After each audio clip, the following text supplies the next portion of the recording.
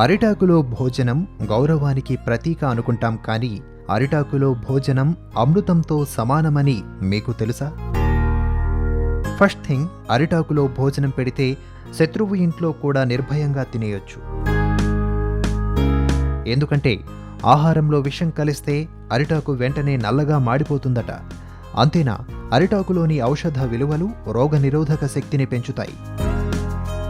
అసలు పచ్చనైన అరిటాకులో వేడివేడి భోజనం వడ్డించగానే ఆకుమీది పొర కరిగిపోయి అన్నంలో కలుస్తుంది. దీనివల్ల అద్భుతమైన రుచితో పాటు మన జీర్ణశక్తి కూడా పెరుగుతుంది. అరిటాకు ఎన్నో విటమిన్లు, పోషకాల నిలయం. ఎన్నో జబ్బుల్ని హరించే ఆయుర్వేద శక్తి అరిటాకులో ఉంది. అంతేకాదండి, అరిటాకు ఎంత దివ్యమైన ఔషధమంటే వివిధ క్యాన్సర్లు అంటే మెదడు, ప్రోస్టేట్, సర్వైకల్, బ్లాడర్ వంటి క్యాన్సర్లను నిరోధించే శక్తి సైతం అరిటాకుకు ఉందని మన ఆయుర్వేద వైద్యులు చెప్తారు. ఫైనల్గా అరిటాకులు అత్యంత సులభంగా మట్టిలో కలిసిపోతాయి, పర్యావరణానికి మరింత మేలు చేస్తాయి.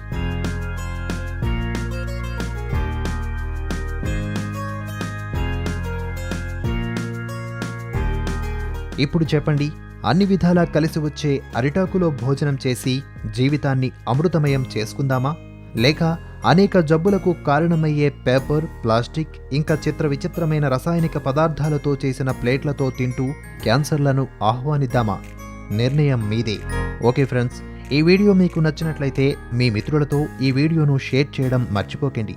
ఇలాంటి మరింత విలువైన సమాచారం మనం షేర్ చేసుకోవడానికి మన ఛానల్ను సబ్స్క్రైబ్ చేయడం మర్చిపోకండి. Thank you.